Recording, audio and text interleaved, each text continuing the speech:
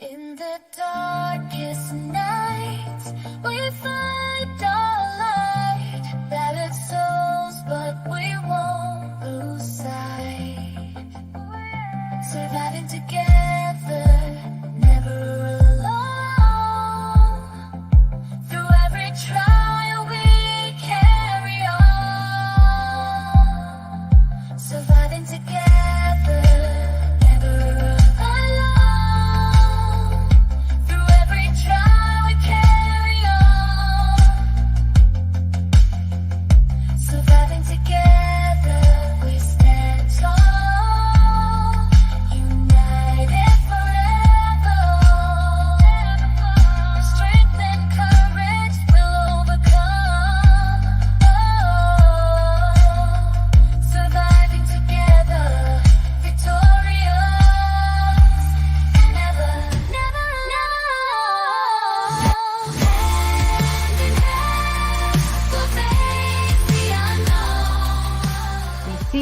We hear you, and we believe you.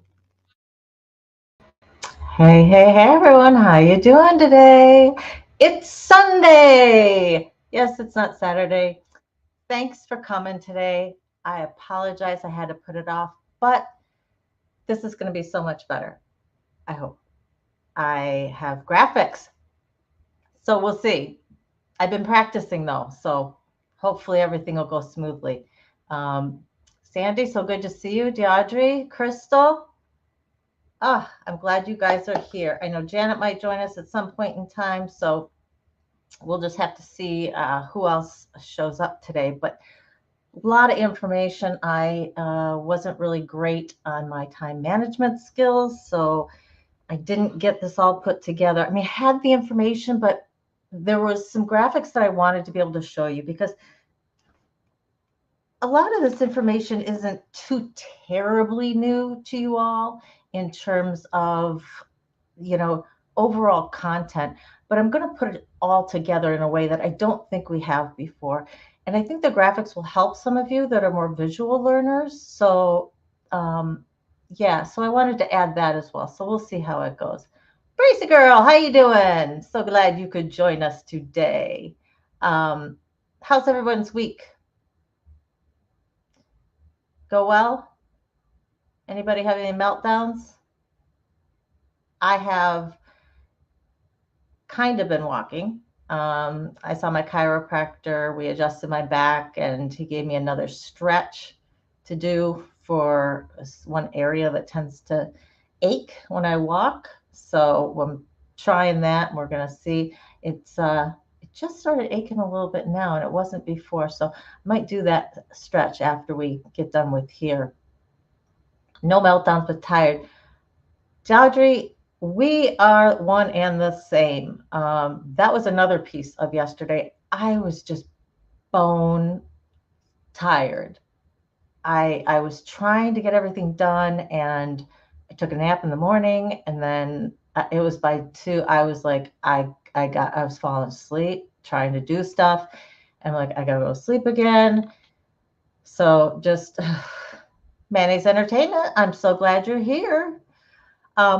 Since we do have, some people who are newer to the channel, I mean, not new to trauma, but at least haven't been here for, that I know of, for some of our other stuff. So let's see if I can't put this all together and make it a cohesive whole. Spent the week in front of your AC. Oh, dealing with headaches. Yikes. Well, I'm glad you have a meeting. I know I had been talking to Janet, and she said it was just brutally hot. It would have been in the 90s Fahrenheit here, which, speaking of, we are supposed to get to about 92 today, which is about 40 Fahrenheit for you guys, I think. Yeah, Brazy girl, I do know that is like one of the most common things with sobriety from alcohol. My ex, there were times where, he would, because of the nightmares he would have, he would just go back to drinking. He was like, I can't. can't do it. So I totally get that. And whatever you can do to try and to help that overnight, just knock yourself out for a while. Most everything that I know, maybe you probably know much more than I do, but give it 3 months or so and it should be a lot better. But I do not know a whole lot about that.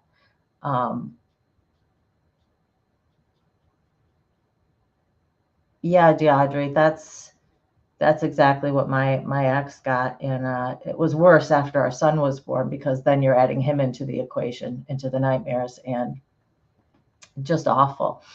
And so I wish you the best on getting through it, because that's all we can do at that point, right? You just got to get through it and get to the other side, knowing that there is another side. There is a get beyond this. It's not going to last forever.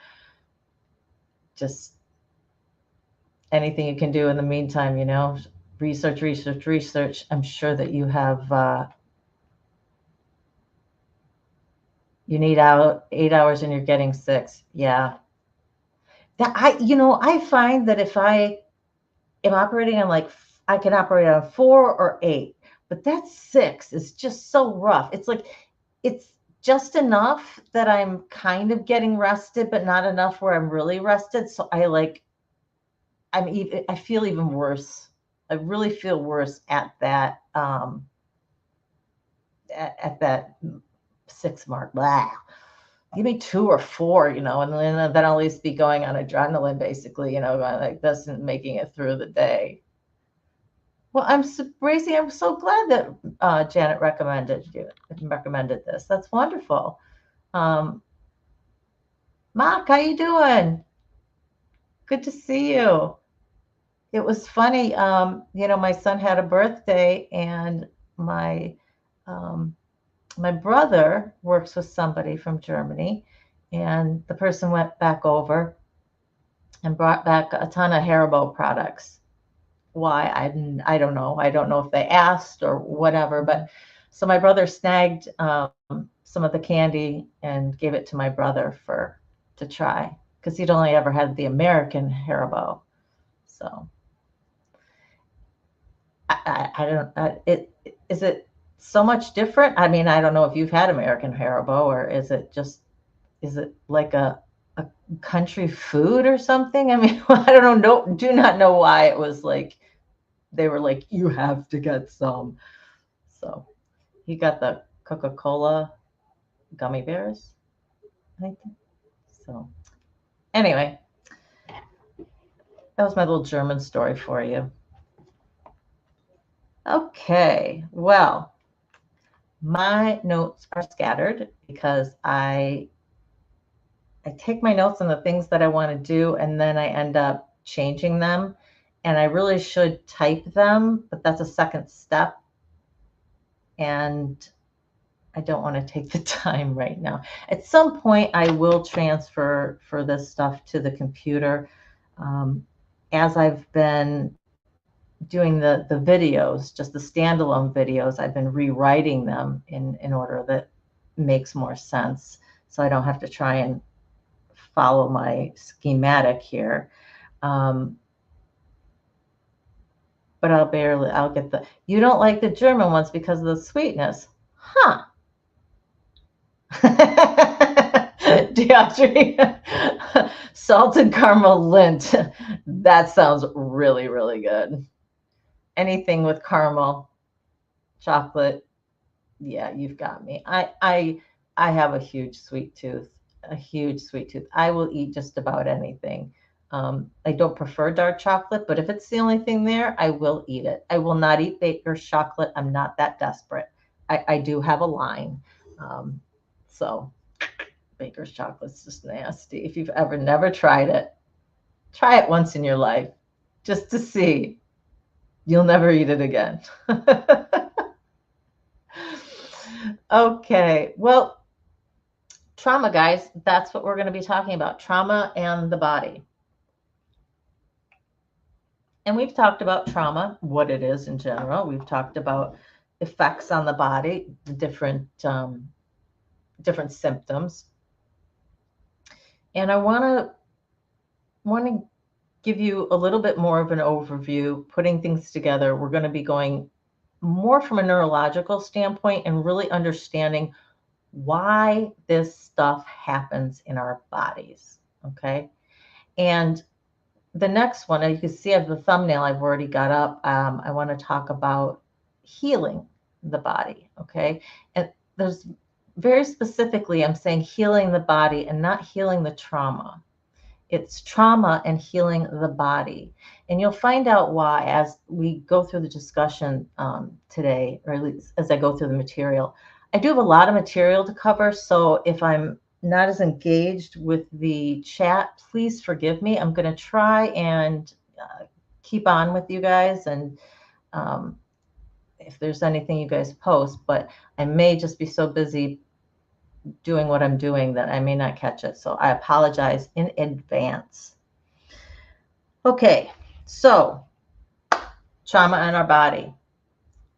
What happens when there's a traumatic event, right? How does our body respond?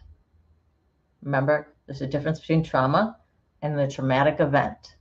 You get trauma from the traumatic event. And the traumatic event can be, anything from natural disasters, war zones, a car accident, and then you've got, abuse, chronic neglect, chronic physical neglect, sexual assault, emotional abuse, any of those things. What happens for trauma to take hold? Because remember, we said that trauma, two people can experience the exact same thing. One person can have trauma, one person may not. Or one person may not have the degree of trauma, might be much, much less, and they're able to resolve it within, say a week or so. Why? Well, it depends on a number of factors. Age, big one. Are you a child? Are you a teen? Are you an adult? What are your life experiences? What's your culture like? What's your environment been like? What are your mores and your values? What kind of support system do you have to be able to deal with a traumatic event? So all of these factors combined go into whether or not you are going to be keeping that trauma in your body or not. So when our body perceives a threat, it goes into fight, flight, or freeze. All right, so you've got 3 different options. Fighting, our body's going to release a lot of adrenaline. It's going to help with getting our muscles going.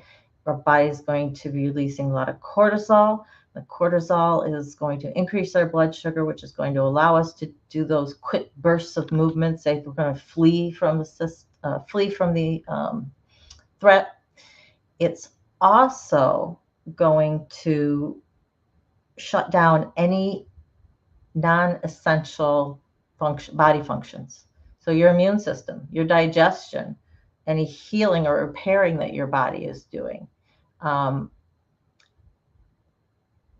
is not something that is talked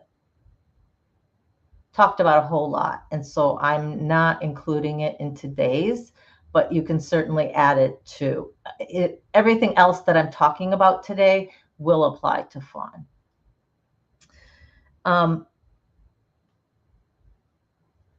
So all of this is happening in your sympathetic nervous system, which is it's subconscious, okay?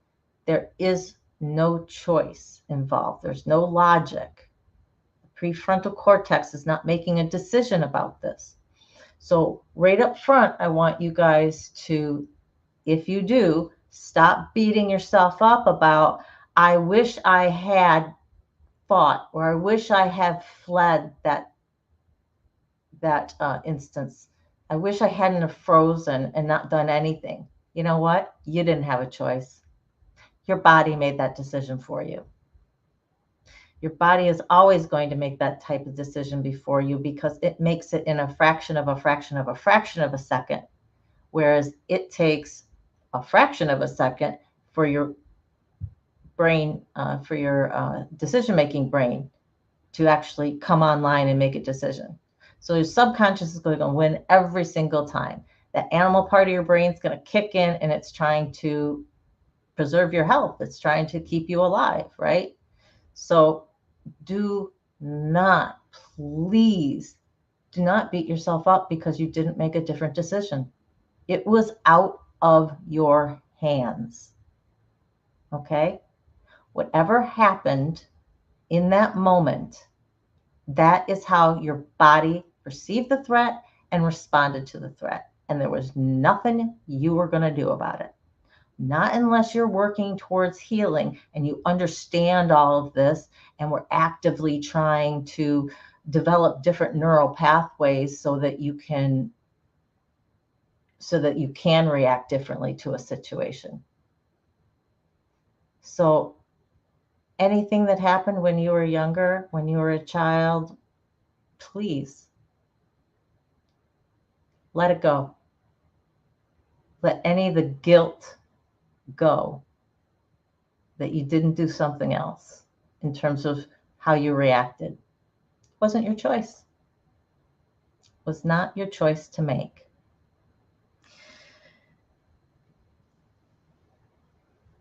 Okay, where are we from now? Okay, now I want to show you a little bit of a chart. So the sympathetic nervous system, that's what takes over in our fight, flight, or freeze. You can add fawn to that. So there's a little chart as a visual for you guys. Let's see if I can get this right. I tried to get them in order, but unfortunately, hang on. Unfortunately, it did not let me keep them in that order. So I need to look for it real quick. Here we go. Okay. So this is a chart that just shows you what your parasympathetic nervous system is controlling and what your sympathetic nerves control. So your sympathetic nerves are going to do pupil dilation. You're not going to salivate as much. So you get this when you get that dry mouth, your heart increases, your airways relax so that you can draw in more air, more oxygen into your body. So that enables you to respond stronger. It relaxes your bladder. It's a non-essential function at that point. Hey, how you doing, Janet? Good to see you. We are going over the sympathetic versus the parasympathetic nervous system. And I just got done, berating is not the right word. Highly encouraging and near commanding you not to beat yourself up if you ever were feeling guilty because you didn't fight or flee from a situation that you froze, because it wasn't your fault. It wasn't your choice. Well, it's never your fault. It wasn't your choice to make. Your body made it for you. Subconsciously, always going to make it before you can logically make any sort of decision on it. So there is no use holding on to any sort of guilt or shame or any other feeling because you didn't do something else. You simply couldn't have, even if you wanted to. All right. So what else? Digestion. I was talking about that. Your gallbladder is inhibited. So any of these functions, your stomach activity, your intestines, epinephrine and norepinephrine, anything that the body considers, the amygdala considers non-essential. Okay, it's just going to push those down because they don't need it. They need more in their other areas, right? They need more to be able to do, to increase your blood pressure, to relax those airways, to get more oxygen in your lungs, to be able to increase your blood sugar levels, to be able to pump that adrenaline out, right? So it's pushing it to where it needs it, and it's pushing everything else down. Hey, Ann, how you doing? So glad you're here. So our parasympathetic nervous system, when we perceive a threat, and when our body has gone through this fight, flight, or freeze, and you get over, the threat's gone, normally, without trauma, your body is going to revert back to your parasympathetic nervous system, which means it's going to calm down, right? It's going to calm down, and all of those non-essential functions that it suppressed, it's going to allow them to come back on. And it's going to start repairing any damage that was done, any internal damage that was done because of emotions that were put out there. So as you can see on the chart, we have the opposite is going to happen. It's constricting the pupils. Your salivation is going to start again. Your heartbeat slows down. Your airways constrict because you're calmer. You don't need as much oxygen in there. And your digestion is going to start up again. Your bladder functions can start up again. That is when trauma doesn't take hold in our body. But when trauma takes hold in our body, that parasympathetic nervous system never gets a chance to heal our bodies. They never get a chance to kick in because we're always in that fight, flight, or freeze mode. We're hypervigilant. We're always looking around.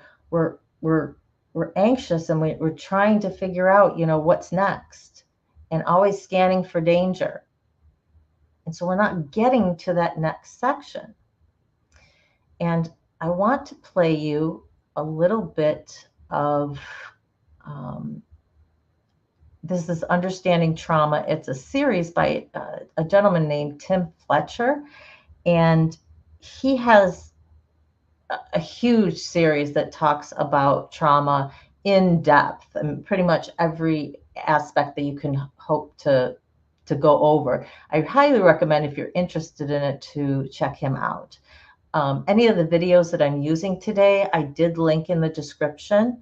I also put the name of Bessel van der Kolk's Body Keeps the Score book in the description as well. So all that information that I've been relying on and that I'm referring to, you can have a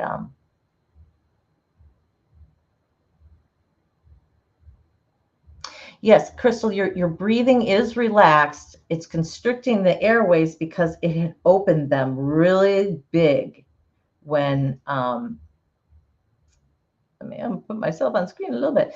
It had opened their airways really big when the sympathetic nervous system was going, because it needed a lot of oxygen to come in. Right? You're breathing really heavy. You're taking in a lot of oxygen because you need that in order to move and do whatever you need to do. So it's going to, when that goes offline, when the body can calm down, it's going to constrict those airways again. So you're kind of back to normal. Think of it as just going back to your normal resting state. It's not going to constrict them so much that, it's constricting your breathing. It's just going back to normal. Think about it from resting state to like an exercise mode. You can see that. Send it to TV to see the chart better. Yeah, this is I expanded it as much as I could on the screen I'm sharing, and so this is about as large as I can make it for you guys. I will do the same with, actually, before I have Tim talk, I'm going to play you a little bit of a gal. She's called Therapy in a Nutshell. I really like her. She's very matter of fact when she discusses things. Love her series. So she's another person you can check out. And she just giving a little bit of an analogy of how the body reacts with the threats and what happens when it doesn't get a chance to go back to its normal resting state. And I just like the way she said it. And so I thought, well, rather than relaying it to you, I'm just going to let you guys hear it. And it's only about 40 seconds long. So let's see if I can get this keyed up and played. All right, you'll have to let me know if the volume is too low. I don't know how it's going to transfer.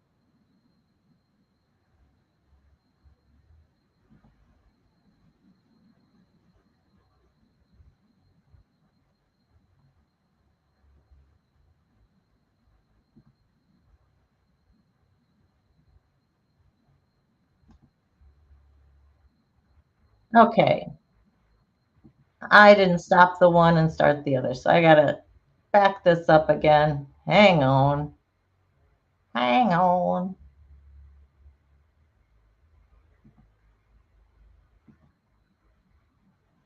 Uno momento. Okay.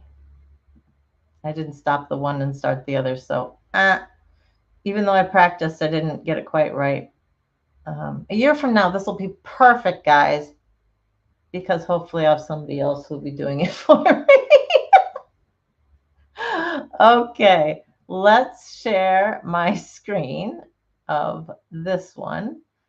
And it is a video called How Trauma Gets Trapped in Your Body and Your Nervous System.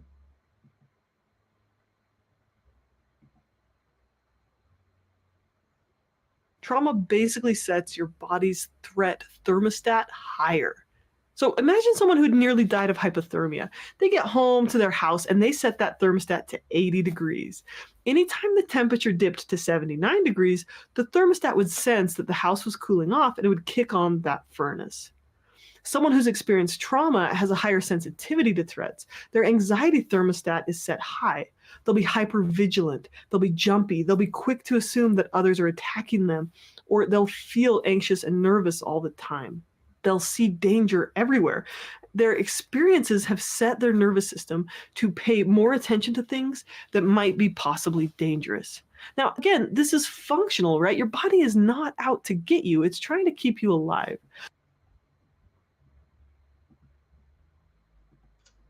Okay, so I really liked that analogy and how she presented it. I think it makes a lot of sense. And like I said, I always want to try and put things in the same concept into different words because everyone can understand things just a little bit differently.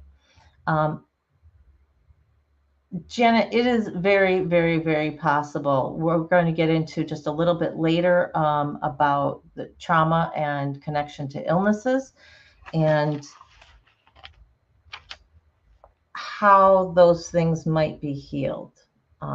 The actual, different things with healing I'm going to be going through next, but we'll be making the connection. Makes sense to you? And yeah, I really like her. I'm not sure of her actual name, but Therapy in a Nutshell is her channel. So now let's go to Tim Fletcher, and he's going to talk a little bit about what is happening when you do not have a chance to go from that survival mode, going from your sympathetic nervous system back down to your parasympathetic nervous system. What happens when those two aren't balanced? Because that's what's supposed to happen. They're supposed to be working in harmony and balance. Sometimes you do need your fight, flight, or freeze to kick in. There is a threat. A dog's going to come and it looks like it's going to bite you. You've got to make a decision. Your body's going to do something, right? It's going to do one of the three things.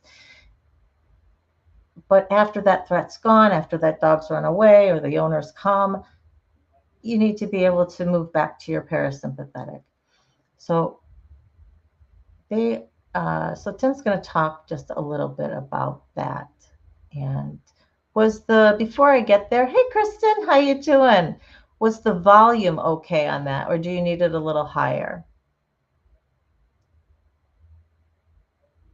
Let me know, because I want to know before I play this, because if I need to put the volume higher for you guys, it's good for me, but I don't know how that translates to you. You liked it. Okay, well, at least we got one person, so that we're going to run with that.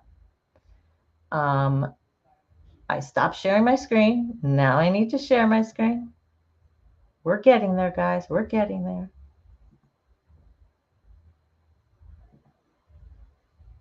All right, here we go.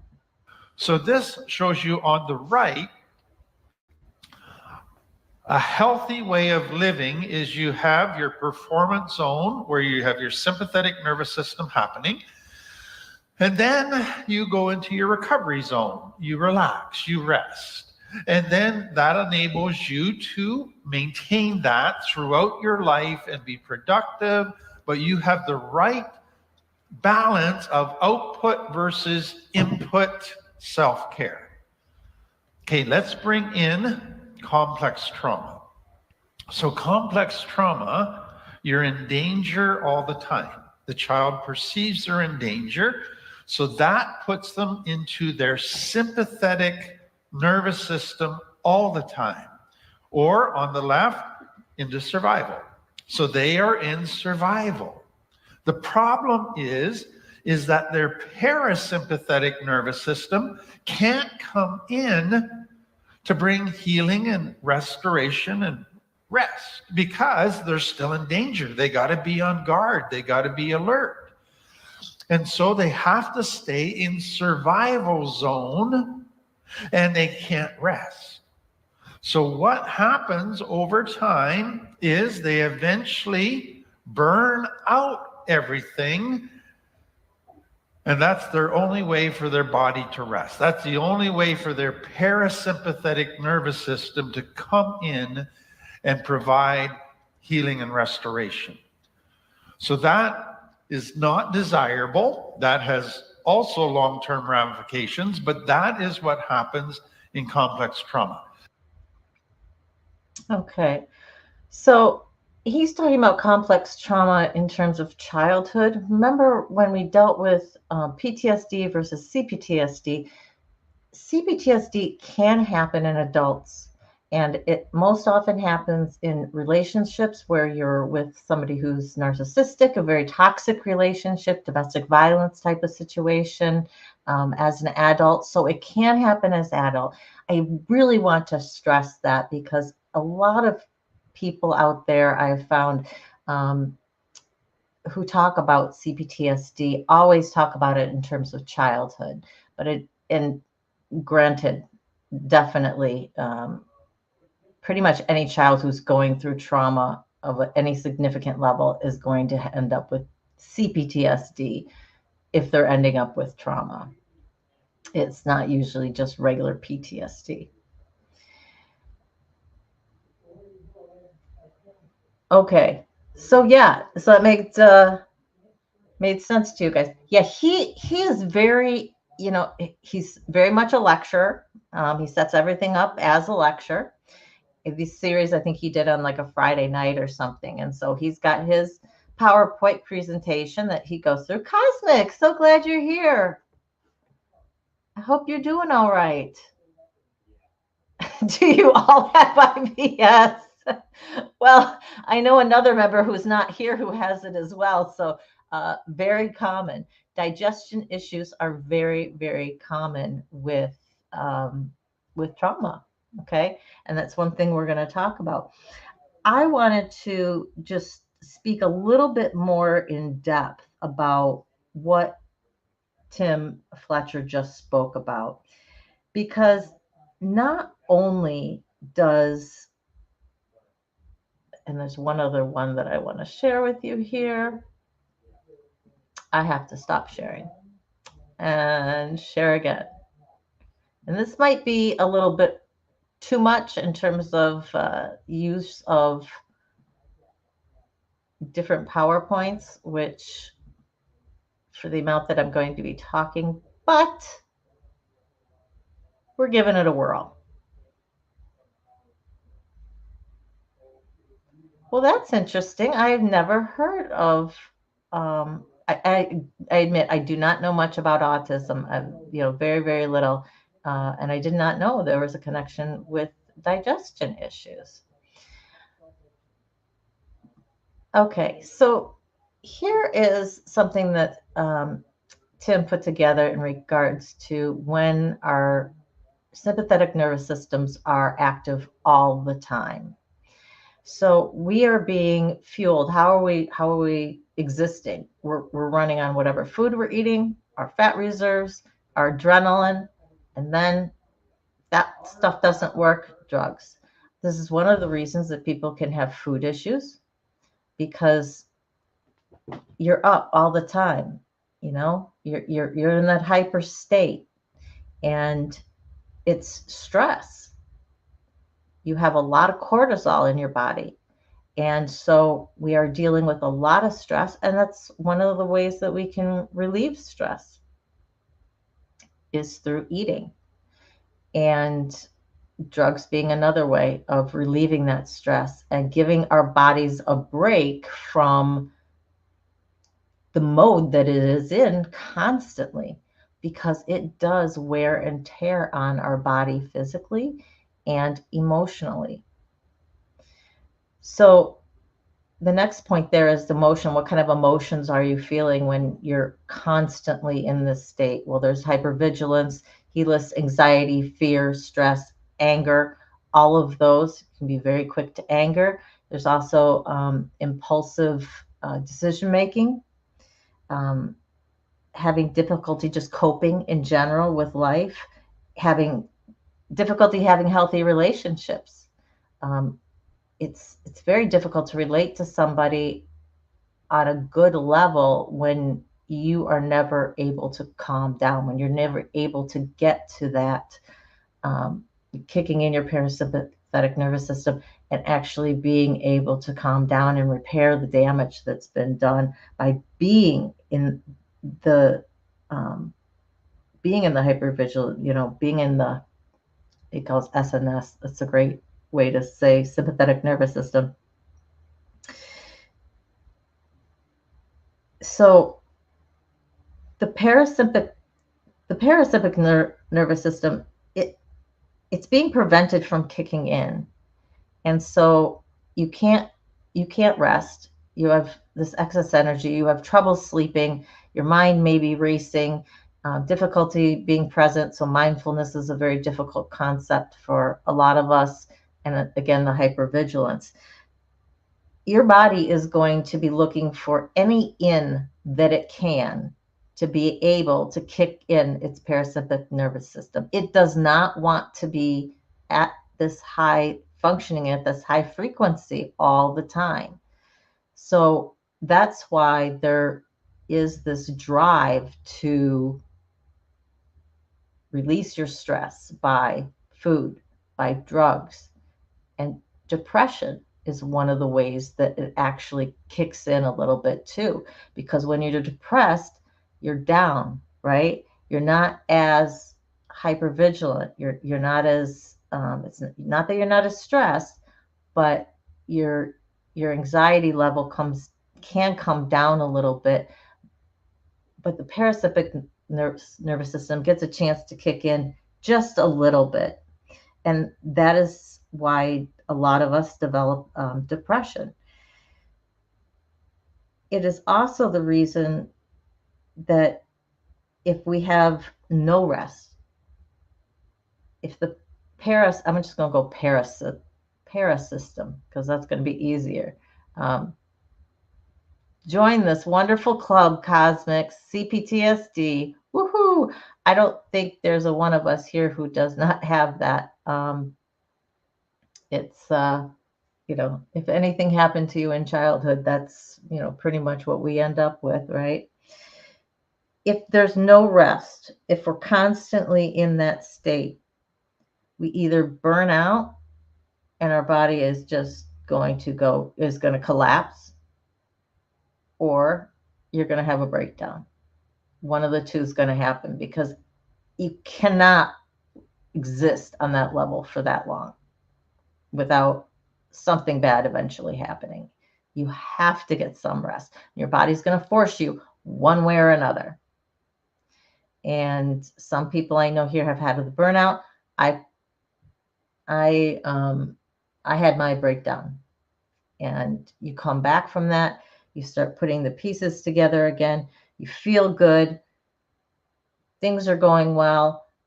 Your sympathetic nervous system is going to start to kick in again because you might have some triggers that have been going on. And so some of that fear and anger is going to start coming in again. And then when that takes hold, it does not want to let go. And so what happens? Eventually the body is going to force you down, and you're going to end up back with that parasympathetic nervous system taking over again. And this swing between these two, this great big swing, is what leads to a lot of bipolar diagnoses, because you have these huge swings between the sympathetic and the parasympathetic nervous system taking hold.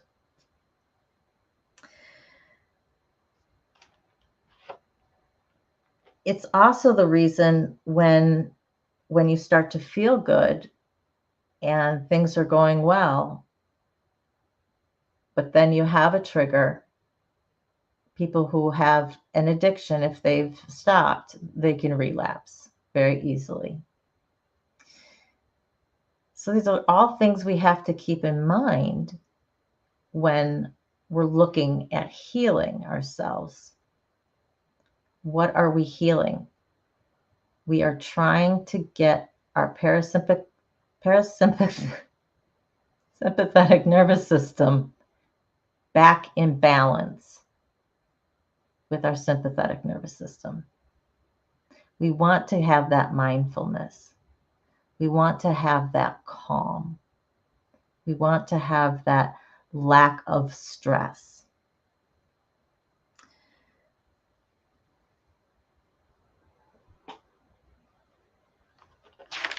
So this is where my schematic goes, and I've got to figure out which section goes next. Janet has an aha moment. Yes.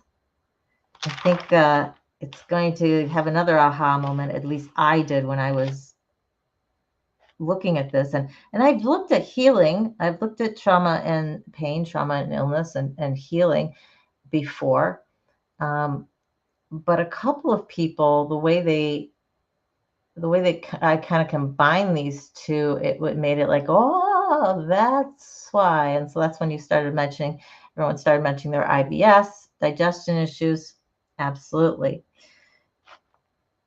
First, before I talk about trauma and health conditions, I want to just talk about trauma and pain.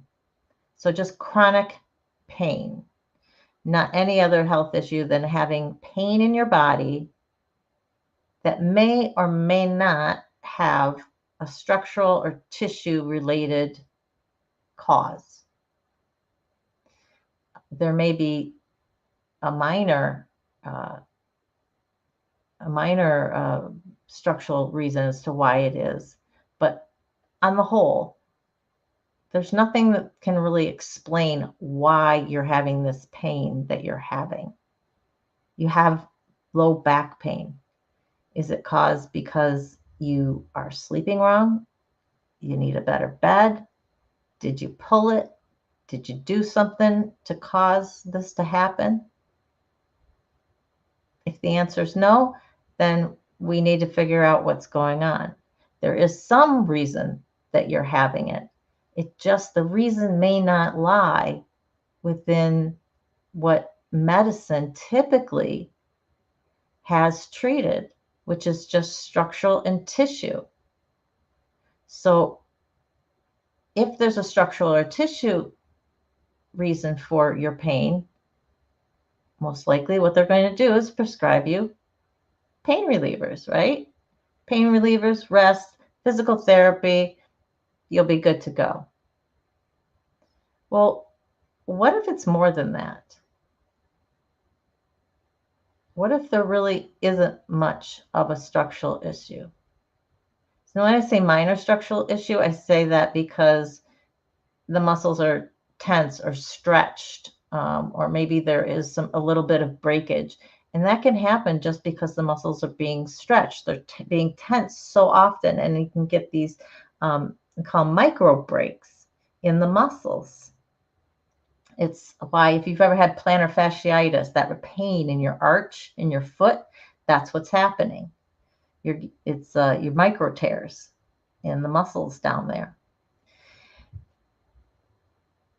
So one of these people who was a doctor, and he started talking about this as to, wait a minute, if we can't find a reason structurally, can't find a reason in the tissue, there's got to be a reason. And the place to look at is mental. Your mental pain and your physical pain, your mental health and your physical health, they talk to each other. They're directly informing each other as to what's going on. So it is 100% likely, or can be, that because of some emotional issue, it's going to cause physical pain. And if anybody doubts that this can happen, because there are people who are resistant to this idea and say, okay, you may have had an emotional, this may have happened emotionally and stuff, but there's got to be something that is, making this happen. It just can't be made out of, fairy dust, just poof, and you've got a physical issue. Wrong. Look at the placebo effect. Whenever you're doing studies and they give one person a medication and they give the other group a sugar pill, but they tell them it's the medication. And yet those people who got the sugar pill, when you ask them, how did it do? They will report an improvement in their symptoms, an improvement in whatever it is that they were trying to heal. Yet they're taking a sugar pill. So the mind was directly affecting the pain. The mind was saying, okay, we've got this. You don't have to carry that pain. And it's gone, or at least improved. I didn't look up this doctor, but there's a thought that the reason that there's the pain is the body is trying to distract you from focusing on the emotional issues. So it gives you physical pain instead.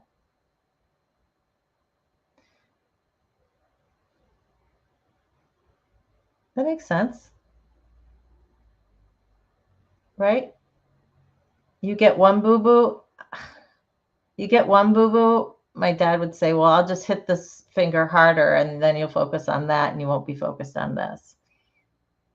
Okay, yeah. I mean, that's true. So the body, in protecting ourselves emotionally, mentally, is creating something else for you to focus on. Also, there's the aspect of emotions travel through our system, through our nervous system. And that electrical impulse has to end somewhere. And so it's going to end somewhere in our body. And wherever it ends up, that is usually the place then that we're going to end up with our physical pain or our physical ailment. Now, exactly how it chooses that particular area, I don't know. I don't even know if there's been a lot of research into it. One person I was listening to said it goes to your weakest point. So your weakest muscle or your some function that is functioning the least is not functioning, is at the bottom of the totem pole in terms of how well it's functioning. It goes there. And if that one's taken, then it goes to like the next one up. And that's why you can have multiple issues that are all caused by your mental trauma. So I didn't get a chance to look him up, as I said, and his name is Dr. Sarno, Sarno. And he is the one who's kind of positing this thought. And he terms it tension myositis syndrome, so TMS. And he says what he is putting forth is that the body actually decreases muscle flow, decreases blood flow to a certain muscle in order to distract ourselves from our emotional pain. And the longer this goes on, the more pain you're going to have that pain for longer, chronic, right? But also that neural pathway that it created going from here to here is going to get ingrained, right? And so whenever you have a certain trigger, whenever that emotion flares, it's going to go to this. And that's why we have to retrain our brains. That's why I say trauma affects your brain, because it is creating different neural pathways than you had before. It is creating a totally different way of dealing with an emotion. An emotion on a traumatic level is it's so much bigger than that same emotion on a non-traumatic level. Hi, Seventh, how you doing? You can lurk, that's fine too. That's fine. DeAudrey, that's wonderful. That is absolutely wonderful that you found someone. And that's why I always encourage you to find someone who, a therapist who is trauma-informed therapy, because they are aware of what trauma does to the body, aware how there's this interplay between the mind, the mental, and the physical.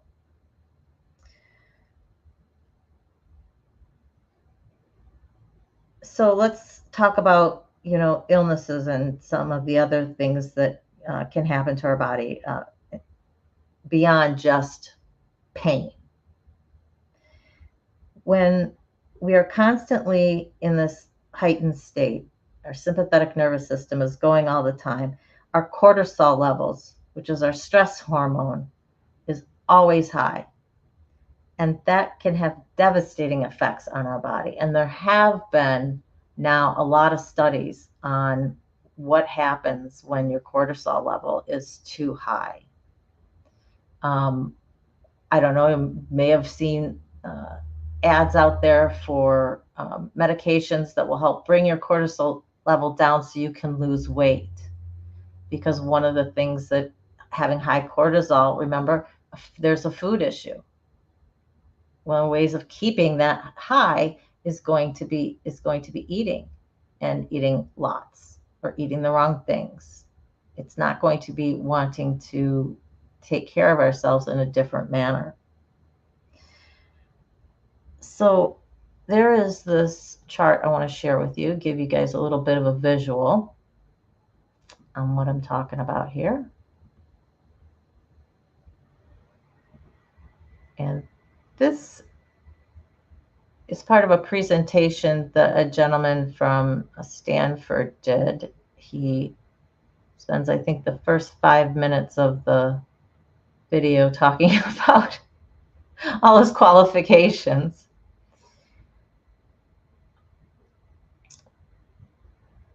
But here is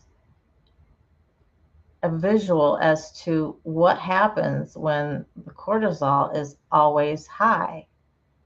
It weakens our immune system because cortisol, when it triggers, remember, it suppresses the immune system. It figures that it's not necessary because we're in a state of heightened awareness. We're in a state of, heightened panic. It's got to do something. So it's going to shut down those non-essential functions. One of them is digestion, right? So down here, we've got our digestive issues, which can be IBS, I would argue. Nerve problems. This is where we get our anxiety and depression and headaches, migraines. It's also cause of heart disease, high blood pressure, and high blood sugar. High blood sugar can lead to diabetes. If our blood sugar is staying high for too long, our pancreas is not able to produce enough insulin to counteract the high blood sugar that the cortisol is pumping out. And so that's one way that you can become diabetic because of this. So high cortisol levels are extremely bad for you. And whatever we can do to, I don't know about you, but my doctor, always say, or I'll always hear on different things, reduce your stress level will help you a lot. And this is why. So this gives you something to relate to. And I just thought it was interesting that one hormone could do so much damage in so many different areas. That really, really, struck us.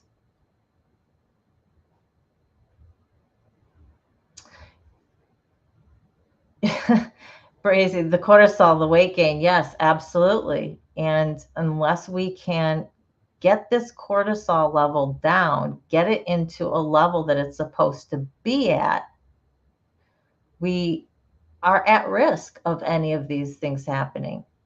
And most of us probably have at least one of these things going on.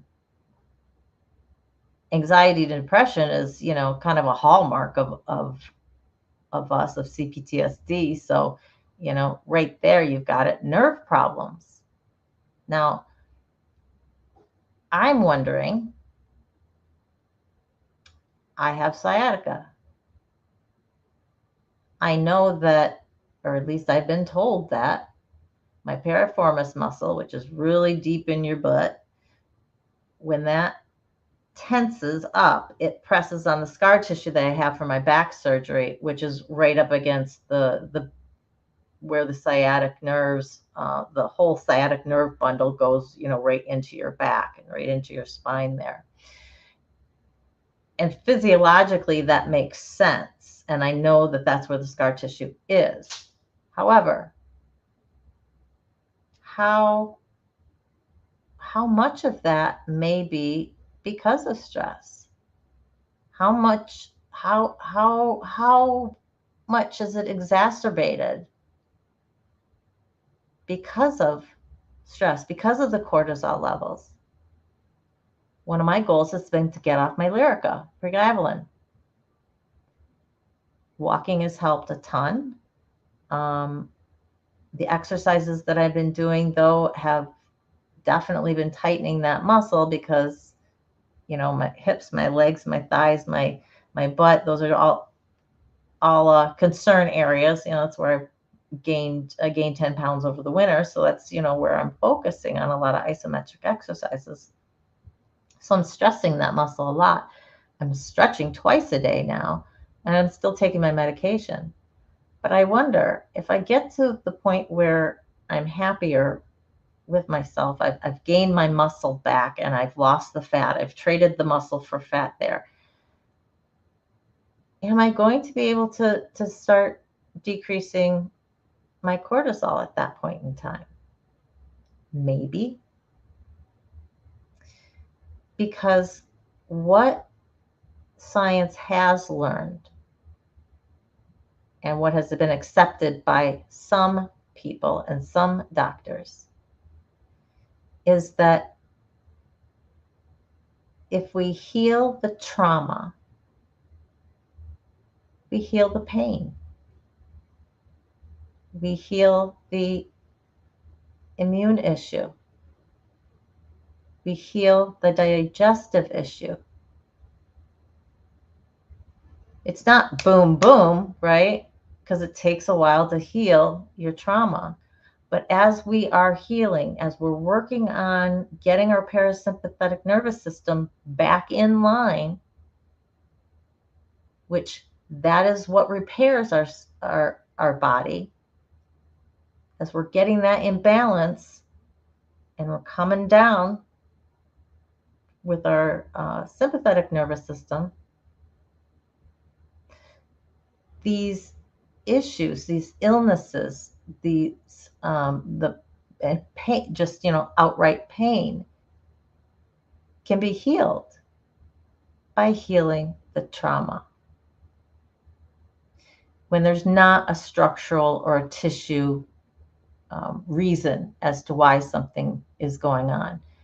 So in my case, there is, but how much could that be being exacerbated? So maybe I can't get off of it, but maybe I can get down to 1 pill a day. Maybe I can get off of it when I'm just walking and I'm not doing the harder exercises, or these harder exercises become easier and I'm able to just do a maintenance. Crystal, that is a question that only you can answer.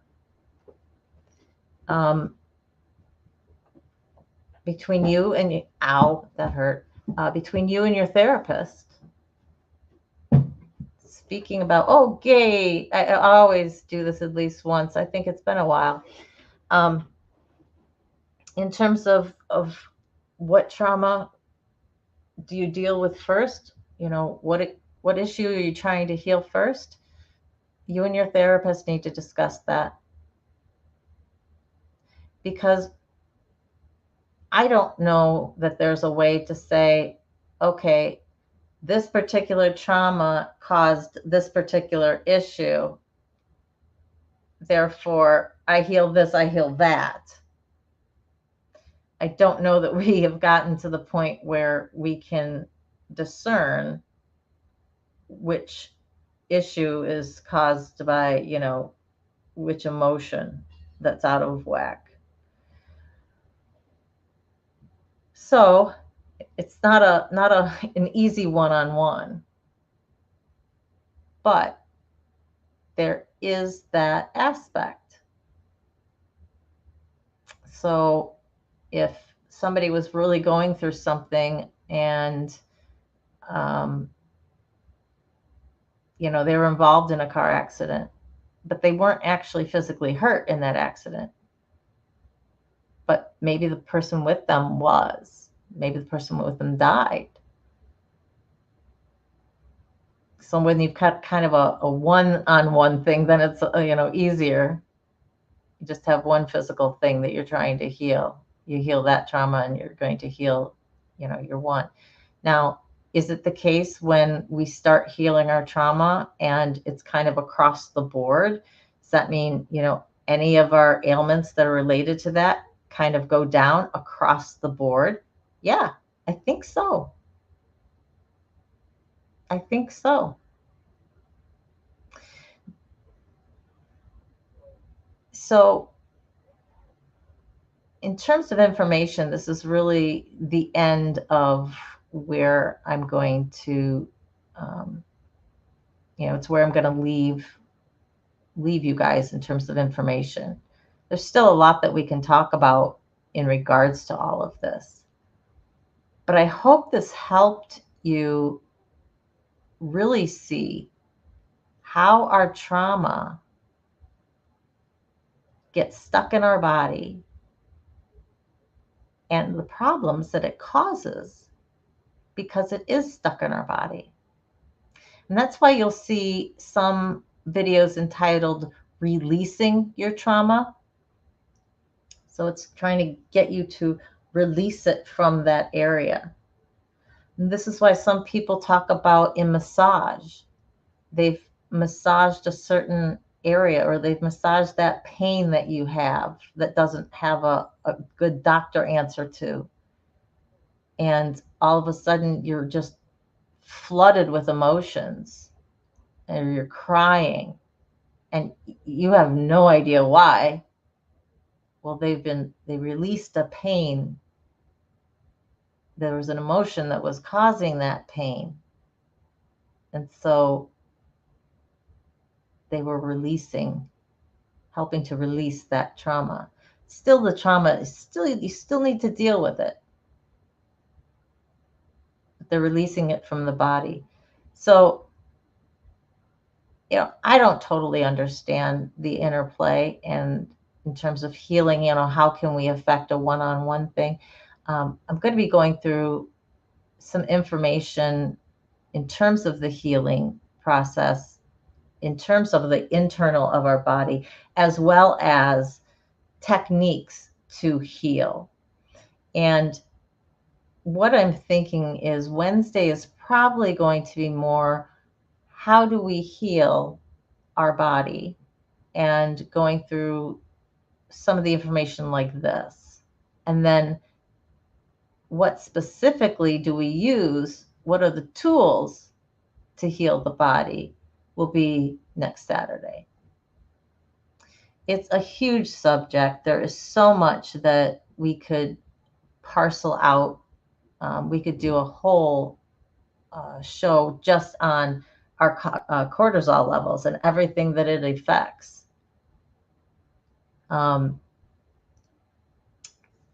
Janet has brought up some information in terms of how our system is fighting, fighting cancers. Our immune system is constantly trying to fight different cancers. Well, if we have a weakened immune system because our cortisol levels are too high, guess what? Those things that it might have been able to fight off, that cancer, those cells that got into us that it could just take care of, can no longer take care of it. And the cancer gets to grow. So it is just really critical, I think, that, Crystal, you asked, what do you focus on first? Your stress hormones. I would argue that if there's something of any of this to be brought down, it's going to be your stress level. And calming yourself, anything that can calm yourself. And if you get triggered, being able to calm ourselves as quickly as possible. And so that's where all these techniques will come into play. I'm just reading some of your comments here. So a trauma-informed therapist, very, very, very important. Janet, you're 100% right here. We don't get everything we need from foods these days. Nothing is fresh enough to feed us on a cellular level. The quality of our food has been going down and down and down. So the fresh vegetables that you will find in your grocery store, your non-organic, just your run-of-the-mill from the huge farms, their nutrition level has gone down as they've been able to increase gain out of a plant. So how many fruits, how many vegetables is it going to produce? The nutrient level has been going down. I think everything's a balance, So here, as they're increasing their gain, they're losing something. They're losing nutrition. So as organically as possible that you can eat, which organic can get expensive. If you can grow anything yourself, squashes are super easy to grow. Tomatoes, as long as you have sun and water them properly, they usually grow. Although I think Dr. one of those doctors says that tomatoes are bad for us because there's lectin in the skin of the tomatoes. Gundry, Dr. Gundry, Stephen Gundry. So it's up to you what vegetables you choose to eat or not eat. But it's definitely something that we need to consider. And so are supplements appropriate for us? Well, one of the things that's happening for me is my vitamin levels are being checked. And if I'm not getting enough from what I'm eating, which I most likely am not, I need to take some supplements until I can get that imbalance. And I may always need to take a supplement just because I can't get enough nutrients from what I'm going to be eating. Supplements is a whole nother issue that you have to look at, because a lot of big pharma put out some of these supplements, some of the supplements that are kind of your all-in-one. Names are escaping me right now, but any of those types are going to be from big pharma. Some of the I think Nature's Made is backed by big pharma. So we have to be careful in what types of supplements we get. We have to look at organic just as much. I have the spirulina too. I don't know about yours. Mine stinks to high ho. I don't know why they couldn't make it to not smell. Mine's a pill. I'd love to get like a capsule or something that like didn't smell. But we'll see when we get, squashes, zucchini and summer squash. Oh my gosh. I could have plants that just, go everywhere. They would just like go, but we're so far north, I can't really do melons. By the end of the season, I may get one. I'm amazed, people who do pumpkins, they've got to start them inside first because our growing season just isn't big enough. Green beans, though, green beans grow like crazy here, and those are really good for you. And green bean plant, it will just keep growing and it will just keep producing. And so I encourage anyone who can plant green beans do it. I don't know if one variety is better than another. I've just normally done Blue Lake, but they grow like crazy.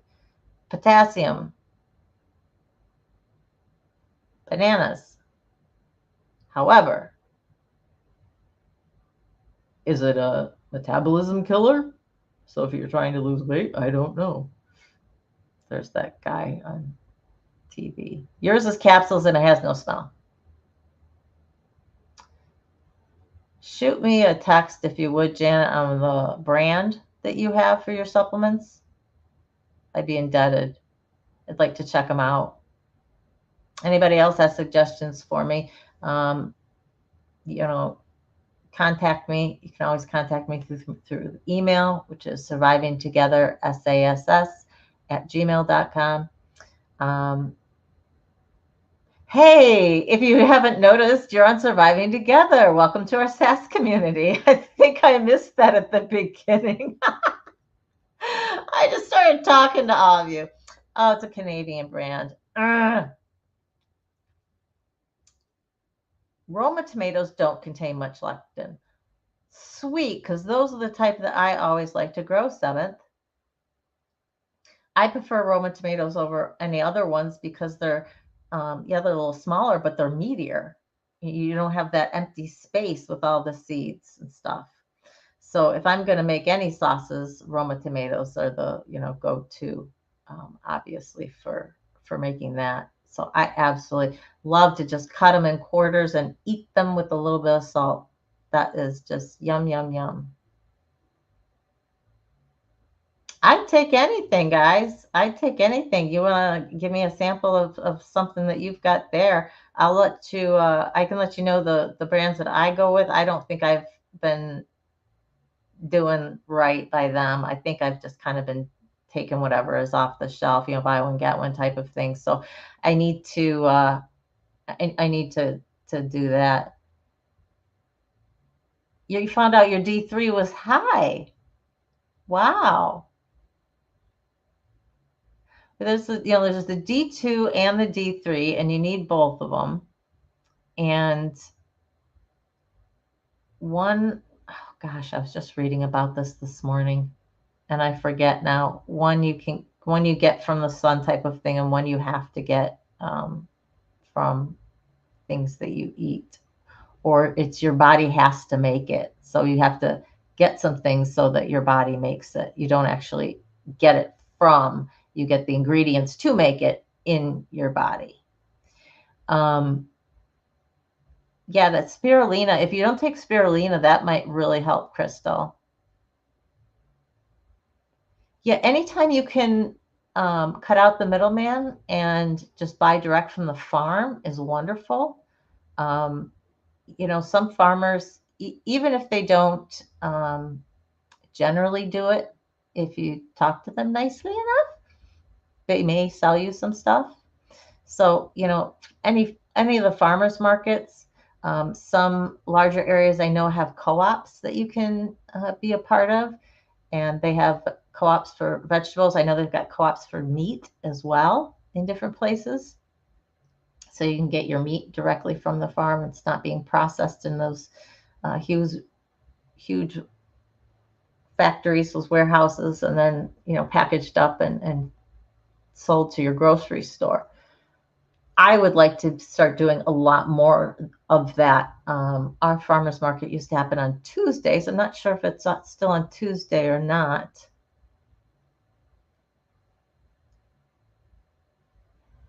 Oh, yeah. 5,000 is quite a bit. I know my doctor told me about 1,000. 500 if I was really okay, because I think 1,000, because they recommend it. They come in 500 capsules, and they recommend you take 2. So 1,000. That's, I think, the average. It's the seeds of the tomatoes that are a problem, not the skin. Or maybe the skin is a little bit, but the seeds are well, that's good. I don't eat the seeds then. Maybe that's why I don't have much of a problem. Vitamin D accumulates over time. That's interesting. I'm wondering if they're going to check my calcium with the vitamin. I'm not sure how she wrote the script. I'd be interested to see my calcium levels, because obviously I'm getting to that age. Osteoporosis can be a concern from here going forward. So that's definitely, I need to start taking magnesium. I need to look up the Dr. Haberman. I need to look up the 3 that she recommended. I know vitamin D was one of them, a magnesium, some sort of magnesium. I think it was magnesium titrate. I'm not sure. And then there was a third one, and I need to look that up from that video. And I will, and then I will get it in my brain. My B vitamins, if anything's going to be low, it's going to be my B. At least it has been. Yeah, the bone density, I'm going to have to start doing that. 7th, I'm with you. I absolutely hate seaweed. I can't stand it. That's why that spirulina, I am choking it down. So a capsule with no smell. Heaven just opened up. That would be absolutely fabulous.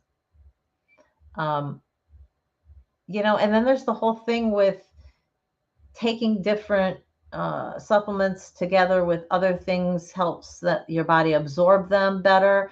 And if you take X with Y, it it actually prevents you from absorbing it. So you've got to be careful on which ones you take with which. So I don't know, you take them on different days. There's just so much there. Misha, so glad you're here. So I gotta find a video that really puts that all together. There's got to be one out there. I just haven't looked. These are concerns for us. And so even though this is a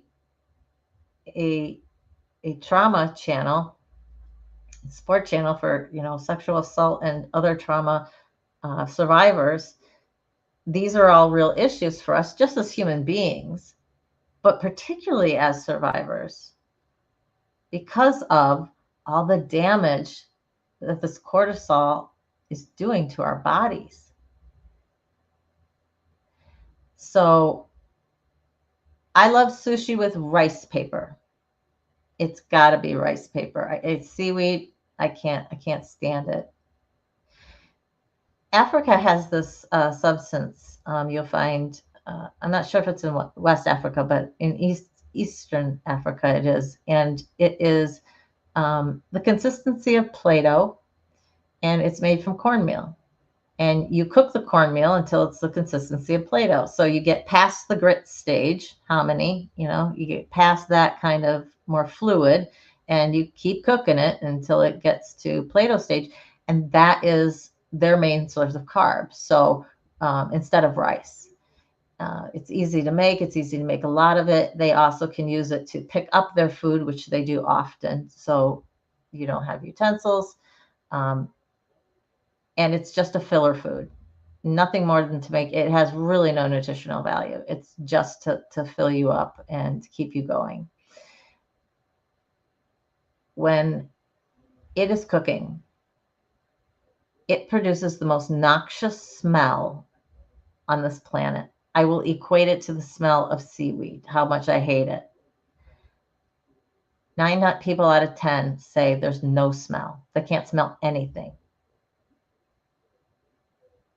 It's like there are certain people who can smell chlorophyll.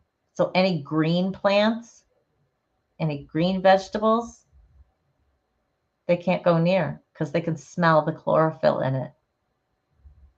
Odd, right? So, yeah, trying to eat as the least amount of processed foods that you can. Thank you, Misha. Yes, please always ask your doctor. I am not a doctor in any way, shape, or form, mental or physical. So if you have any concerns about your body, definitely getting your vitamin levels checked can be one thing to look at, especially if you don't eat very well like me. I'm lucky that I eat once a day. And if I eat, it's usually just a little thing here or a little thing there. And it's horrid. I don't eat regular meals. I have a really tough time with that. So I'm really anxious to find out my vitamin levels to be able to get that, all squared away. I did have one other thing I wanted to play for you, and it is basically putting together everything that we talked about. It's just a summary of The Body Keeps the Score, basically, and it's less than 2 minutes long. But I think it was really good. It's kind of an animated short. So I want to play this for you guys real quick. Let me figure out how to do it. Okay, here we go. All right.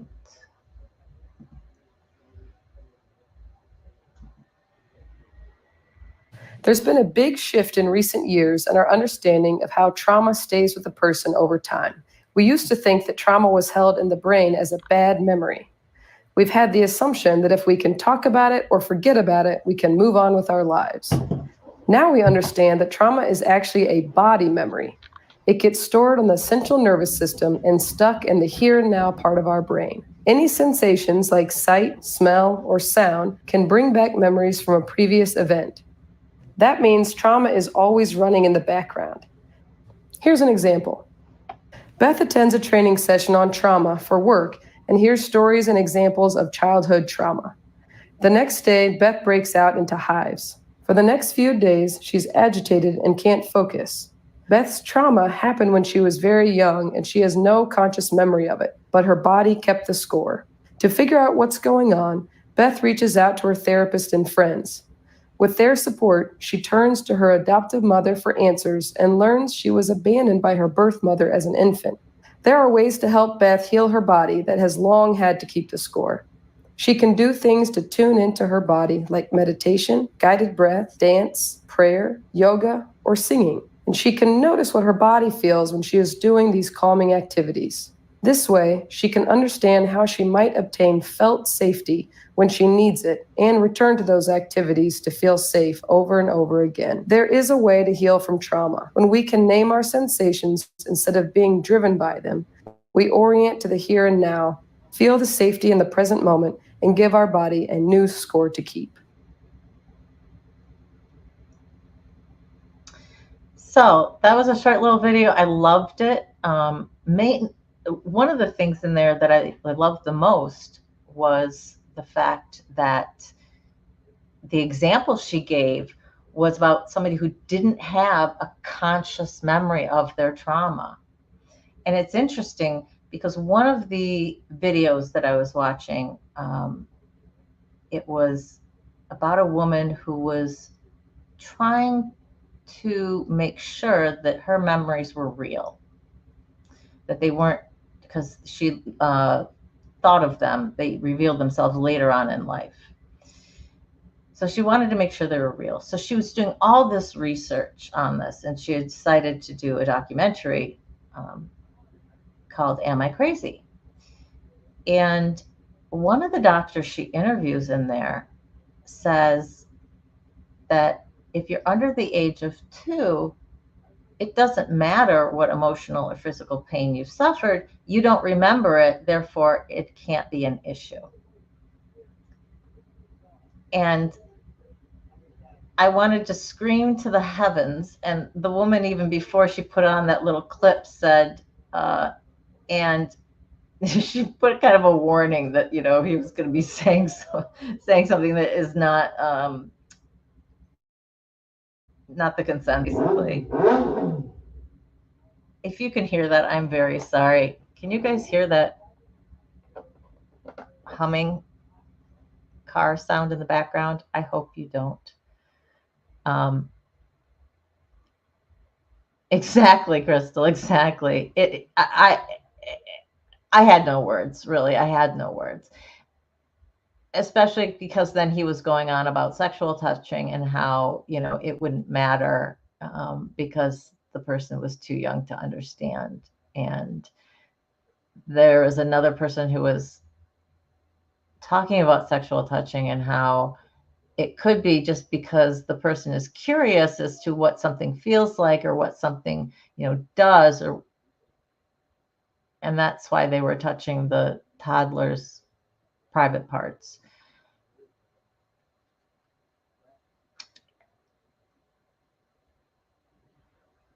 Ugh.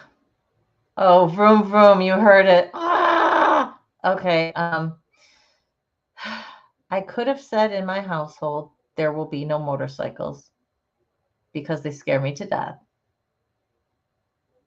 However, my son turned 18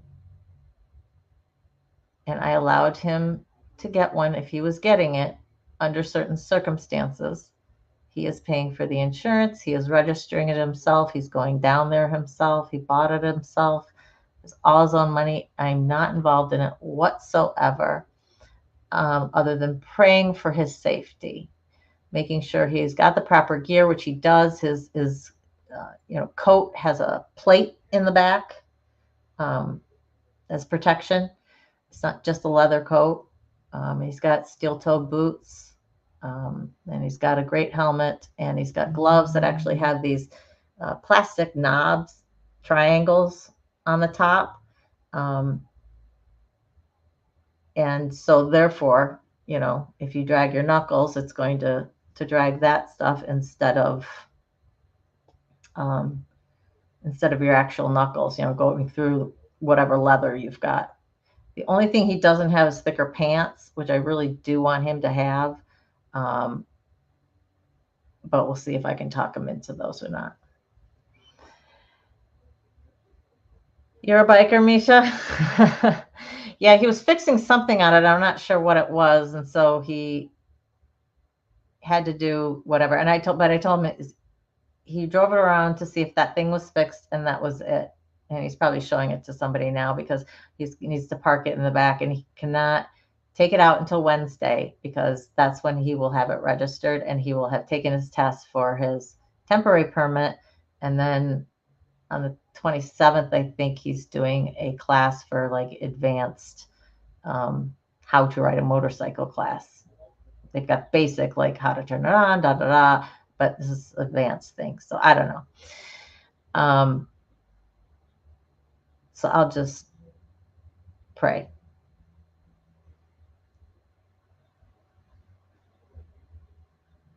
Yeah, I mean, Mock remembers music as a baby. Crystal remembers memories from when she was 9 months old in the hospital. Your daughter says she remembers new foods. Janet's daughter says she remembers new foods when she was about 14 months old and milking a cow for the first time, which I assume was, very young. Anne does as well, and remembers different people's voices who she was introduced to, obviously at a very young age. Wind therapy.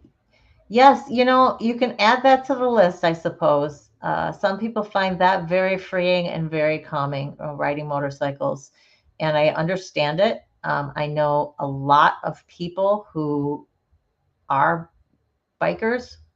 I don't know if they consider themselves bikers, but they have a love for motorcycles, and they do have a motorcycle. I guess you'd have to be a biker then. Just as some people might like yoga, some people might like dancing, some people might like singing. If that works for you, run with it. That's, for me, at least, that's my advice.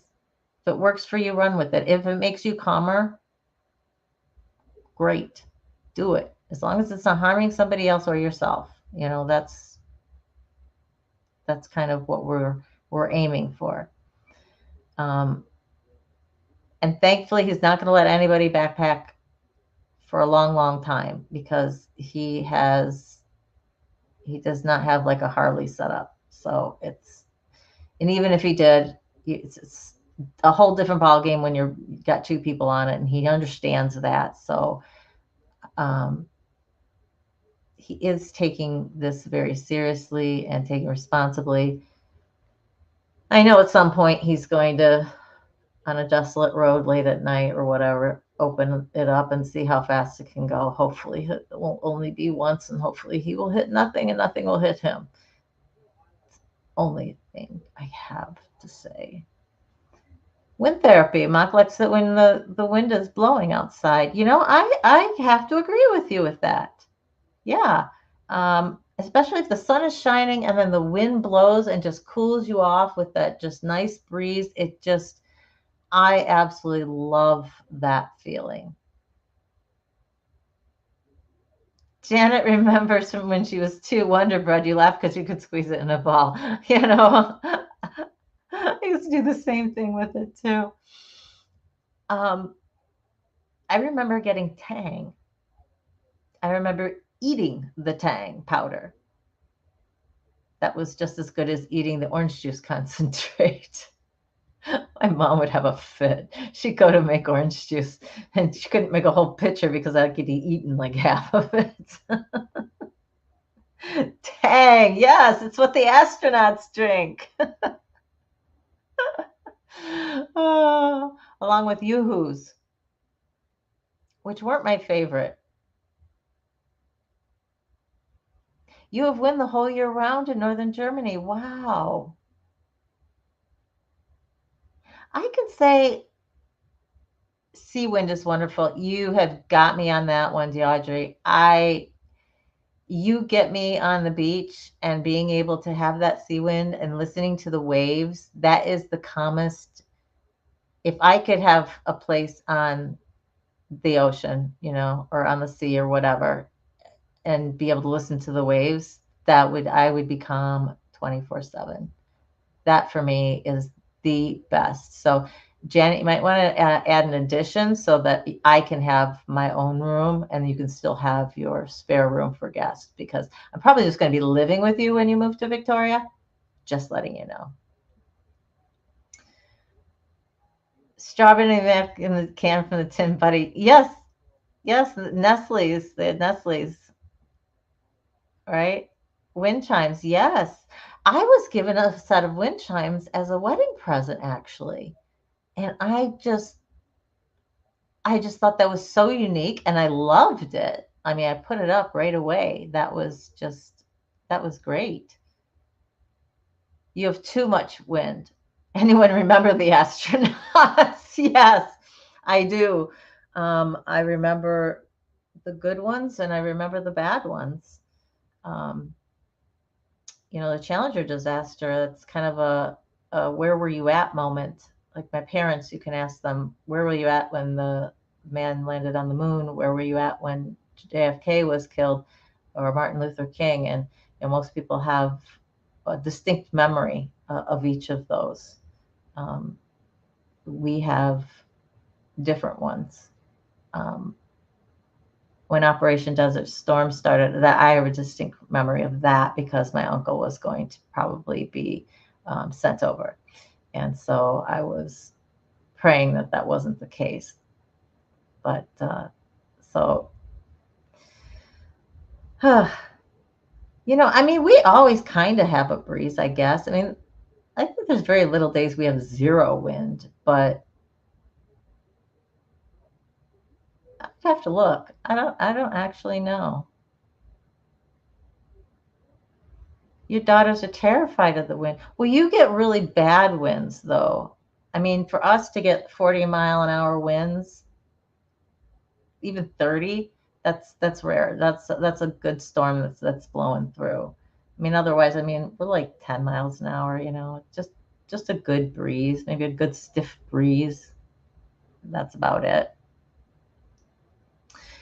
So, tell me, guys, how did today's presentation go?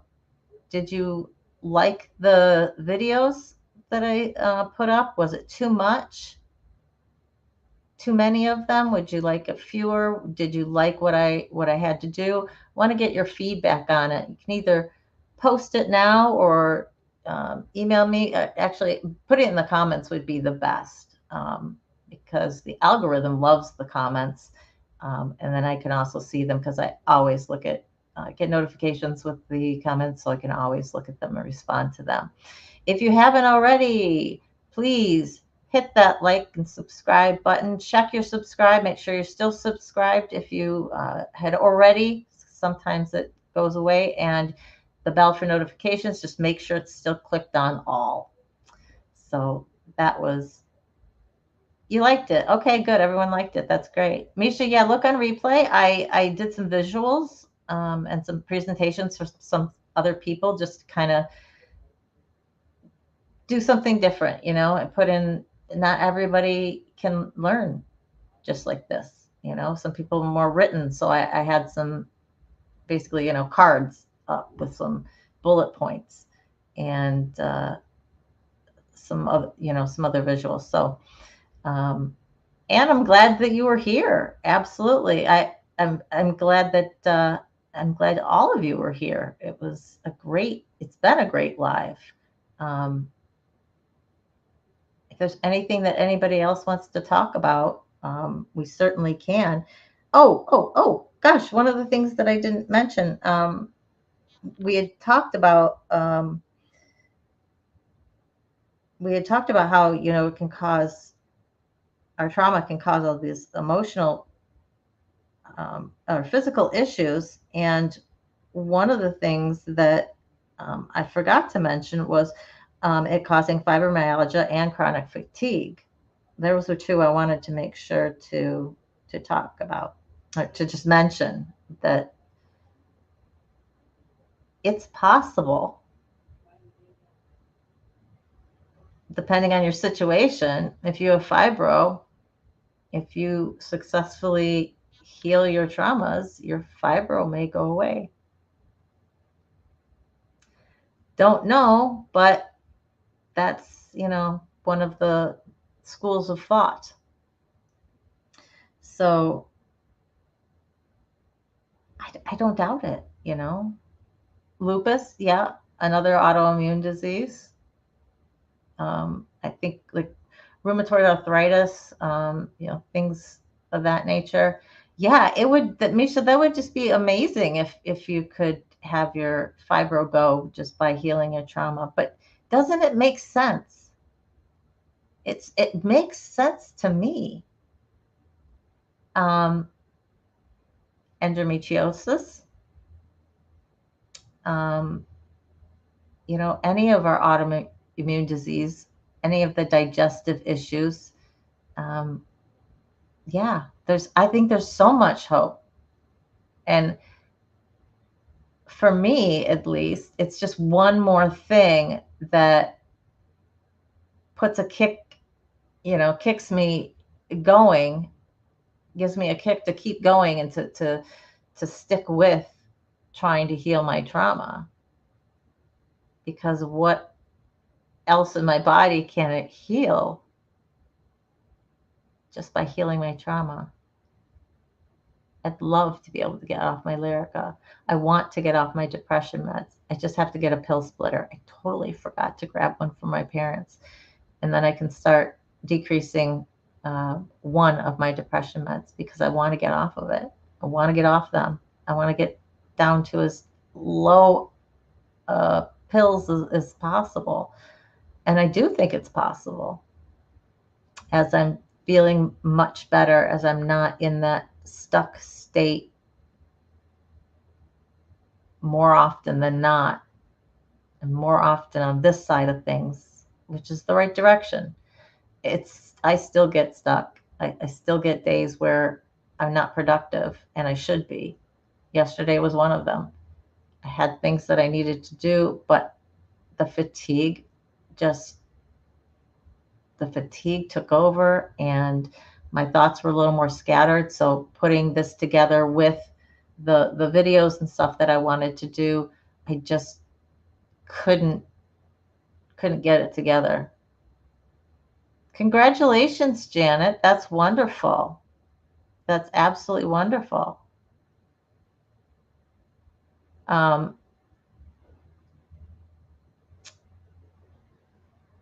It's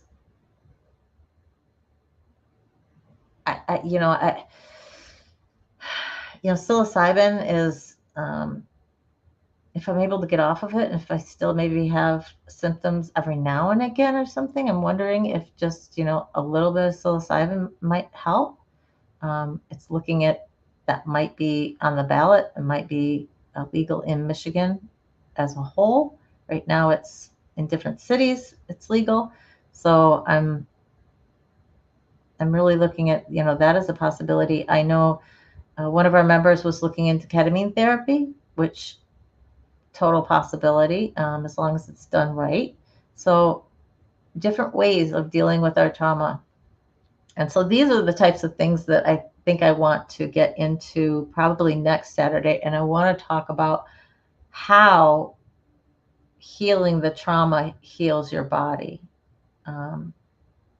If I don't have enough information for it, I will combine it with tools to heal, and probably still go into more tools, because there's tons of different ways that you can, help to decrease your stress level, to get you back online, your parasympathetic nervous system back online. One of the things that I found that I just want to mention, and we'll get some more examples and to be able to put in the description when we get there. but it's yoga informed or trauma informed yoga. And there was one that was yoga for PTSD. And I have not checked them out yet. I just found them as a title. And I thought, wow. I mean, there's yoga for flexibility, yoga for strength. I don't know what they do differently. Probably a lot of breathing exercises, and I have no idea beyond that, but I certainly want to check it out. I had my yoga for strength. Why not do some yoga for PTSD? Maybe it's a type of yoga that you can do before bed. I don't know. Maybe that level of calming. So we'll see. Geaudrey, I 100% agree and understand why your doctor would not want you to decrease any meds when you're moving continents. You need to, you've got a big enough change. You've got huge amounts of changes that are going to be going, and you're going to have to readjust to what your new normal is on your new continent and your new house with the new people around you. And so it seems wise to me, to not do anything until you can get all of that.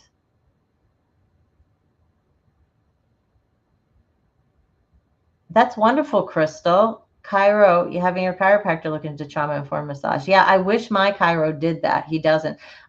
I'm thinking of, I really honestly, I needed it so bad because my neck was curving the wrong way. It was like curving this way when it should be, curving this way a little bit. And I just picked somebody who's the closest. I mean, literally, I can get there in less than 5 minutes. So I normally don't do things if they're outside of the house. I know it's really bad, isn't it? I'm not agoraphobic, but I just don't enjoy being out in the house as much. I'm trying to do that. I've got some friends coming in town this coming week, so I will be out a little more socially this week. So we'll see how that goes. But I know there are tons more chiropractors very close by, and I want to look into some that actually are trauma-informed chiropractic. It's got to be a thing, right? It just may not be, as advertised or on their website. You may have to ask them specifically, do they know about it? And ones that have massage, either right there or sometimes they work with a massage therapist and they just refer you to their place, which again, as long as it's close, I don't mind. And as long as it doesn't cost too much. That is the thing, because I do not think my insurance covers massage at all. And it only covers 6 visits a year, I think, to the chiropractor, which sucks. It does sound amazing, doesn't it, Misha? Yeah, Crystal, have to let us know what happens with that. See if you find that.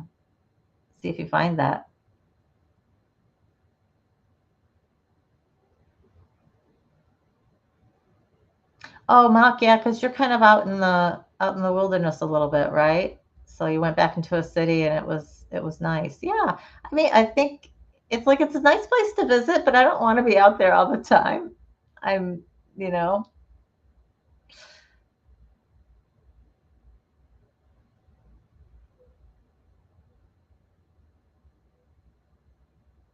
oh, geez, Misha.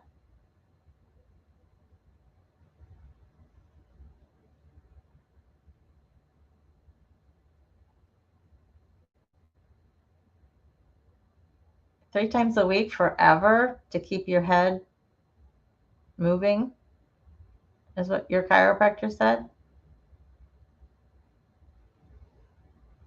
Yeah, chiropractic can affect migraines, as does massage.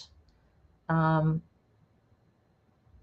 chiropractor also has a specialty license in skull chiropractic because your bones aren't actually fused together in your head. They can move a little bit and shift. And when I have headaches, I can tell you that things are swollen, and there is a shift in some of those plates because he starts pressing on them and trying to get them to like move back or whatever, and it's definite.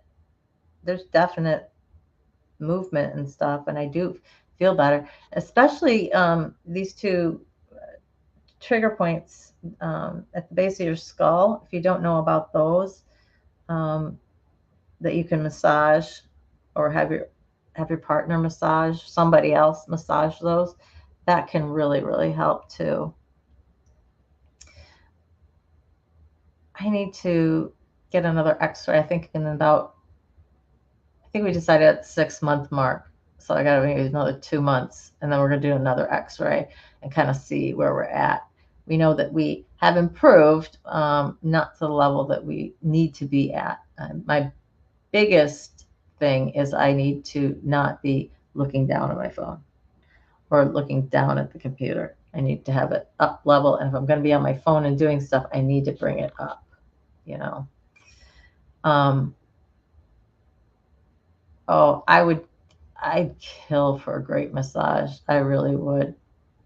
But it's so hard. Unless you have a referral, I feel like you're kind of throwing darts at a dartboard and just kind of going, okay, wherever it lands. But I mean, it's like any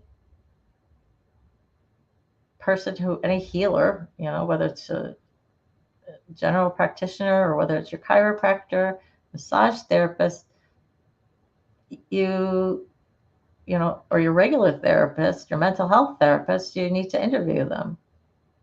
You know, I used to just go. Now sometimes I go and I talk to them. I like talking to them in person. I'll try and get as much information as I can, but if they feel like a good possibility, I want to talk to them in person. Because if you're going to be doing a massage for an hour and having somebody have their hands all over you, you want to feel comfortable, right?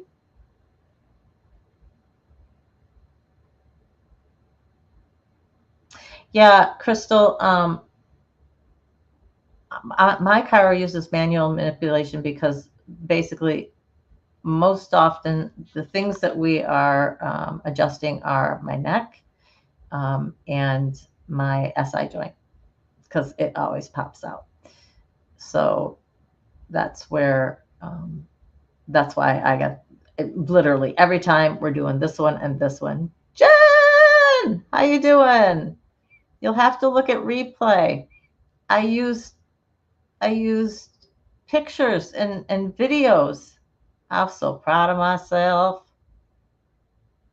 I even practiced. I'm proud of myself.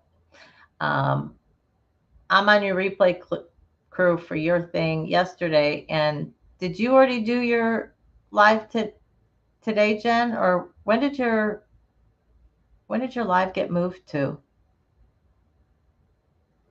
When you're going to react to the teen torture stuff.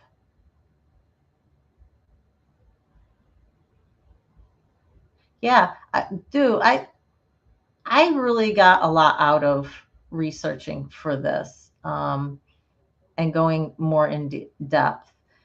There are more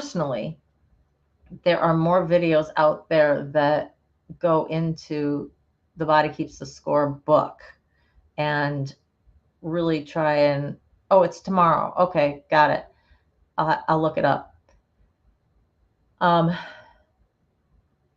That was referring to Jen's live.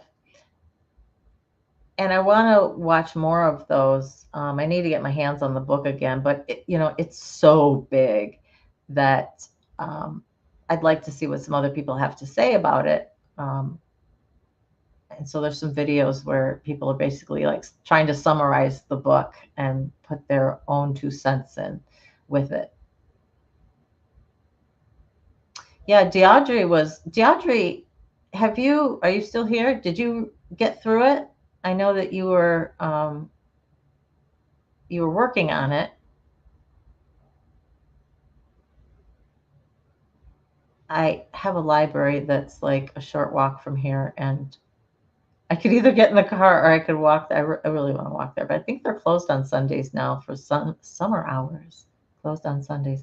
So maybe I'll walk there tomorrow early in the day because it's going to be like in the 90s here.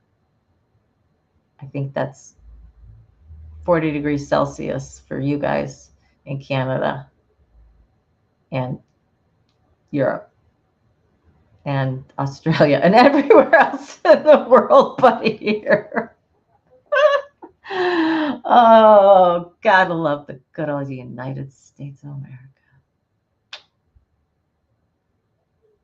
Oh, great. Thank you, Misha. Yep, that is Jen's channel.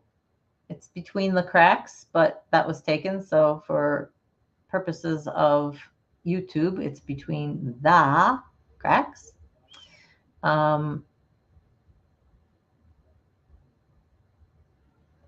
Oh, you listened to it. Oh, great idea. Great idea. Reading, quote unquote, the body keeps the score by doing it in audio. Yeah. Yeah, yuck temperature, very, very high. I hate having my AC on like constantly, but I mean, I have it set to like 75 in here, which really isn't that low.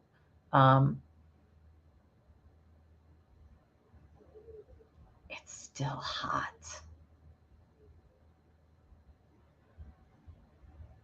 Oh, that's wonderful. What's the channel about, Misha? Crystal Phoenix. What's her channel about? Oh, to everyone who has recommended my channel to their therapist, thank you from the bottom of my heart. I think there is no greater compliment that you think that much of this channel and what it's done and what it could do for other people. So again, just thank you from the bottom of my heart. It's just wonderful. Thank you, thank you, thank you.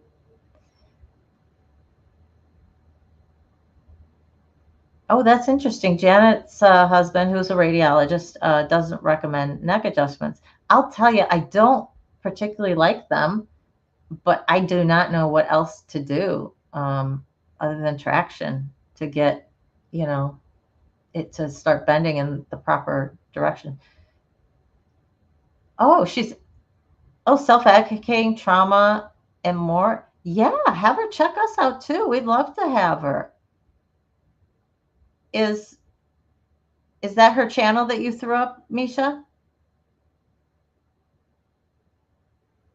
What time is her live? 5 right now? 4 your time? We'll have to check her out. Maybe we can bring her into the fold of this little group that we have going. That would be absolutely wonderful.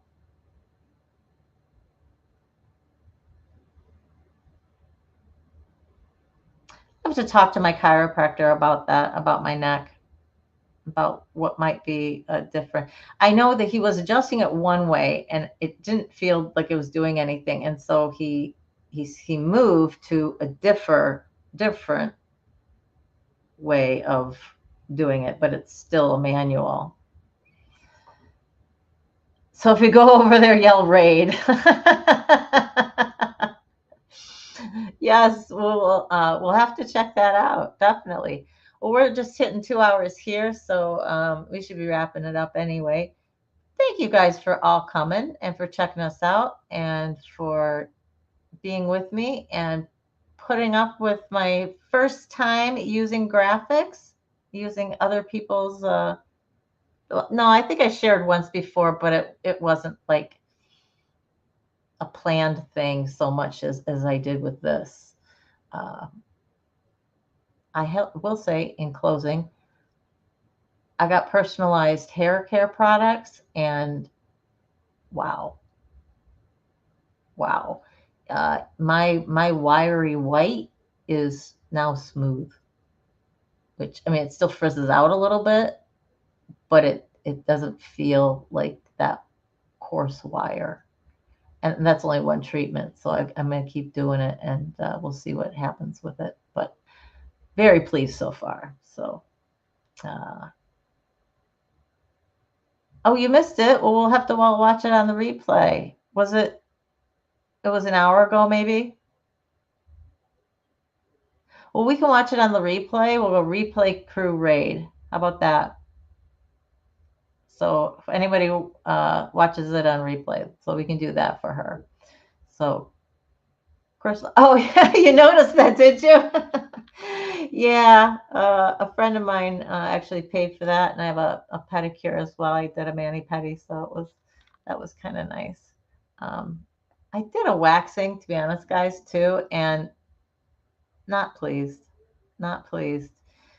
I mean, it definitely helped, but now there's all these little ones, that are still coming through because everything grows at different things. So now it's like a week later, and I'm still gonna have to shave for it to feel smooth. The whole goal was not to shave. So I don't know. She was like, "Come in at the 2 week mark, and we can, do a touch up." And I'm like, "Okay, what, for another $50?" Thank you. If it's included, I'll go, but. Yeah, it really was a self-care day. I needed it, and I I had a nice time then, and got shellac on the nails, so that hopefully that stays a little longer. I've got two different friends who are coming in town this week.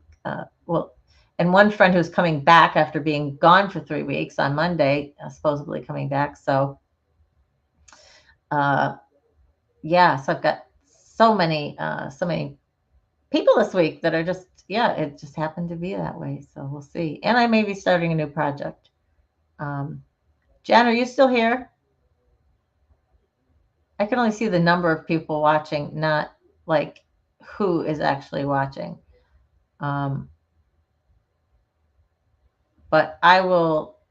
Jen, I will talk to you about my new project if it is what I think it is.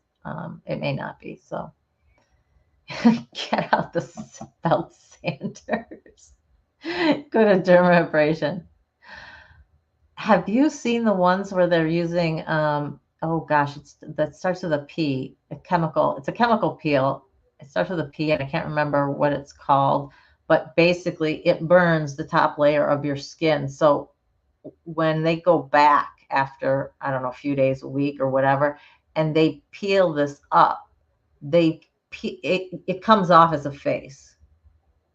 So you have a skin face. It's their skin face. It's creepy. It's really creepy. But it does seem to work very well. The problem is if you get too much of this stuff, I guess really, really bad for you. So, yeah, I'm not recommending it because to me, it's just so scary. But I think I would like something to kind of smooth out some of the areas, maybe tighten some things up if there's anything that are like that. You know, my B lines, I guess. The fine lines around here.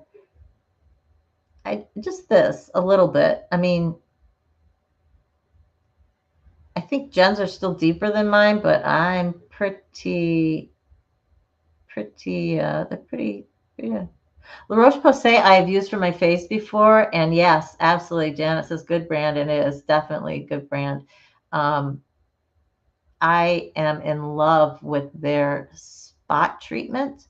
So if you have a pimple that's starting to come out or whatever, you use that on it for a couple of days, and boom, it's gone. I always keep a tube of that. Raw coconut oil works wonders on the face. I've heard about coconut oil, but you have to use raw, like organic coconut oil, right? I'm not sure that I could find that just in the grocery store.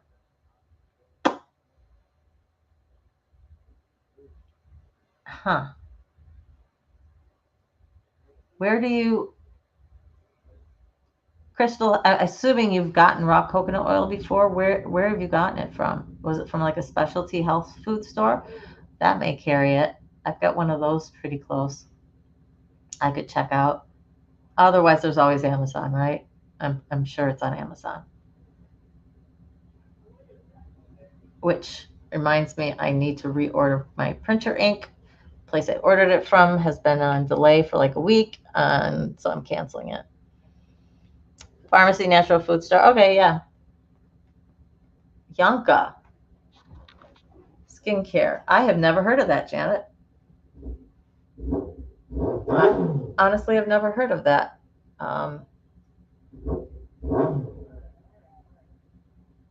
Okay, yeah, they're showing it off to friends. Sunscreen, you live, Vivian. I need to get a good morning, very light moisturizer because my face does get my T-zone. No, I think that's not right. My forehead and my cheeks get very oily during the day. It's okay. It doesn't cause any, not causing any problems. I don't have any huge breakouts or anything. It just gets very oily. So I need a very, very light moisturizer for the morning with sunscreen because I don't want to put on too many things. I would like to have it with sunscreen. So that's what I'm on the search for. Anything that would take my skin back about like that, I'll go for it too.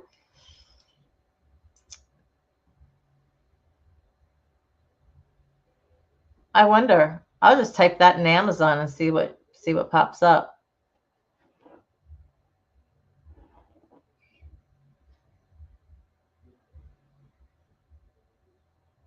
You have separate sunscreen for your tattoo? Or that's what you use for your tattoo sunscreen? That's interesting. I never even thought about that.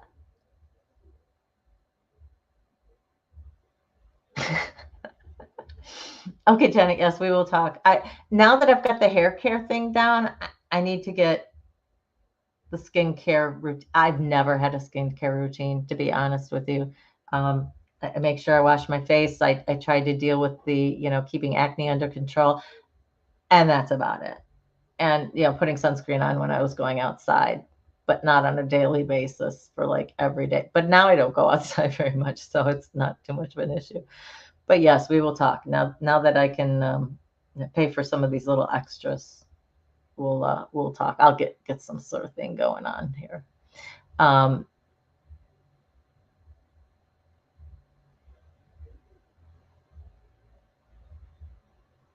Oh, so yeah, so there is special sunscreen for tattoos.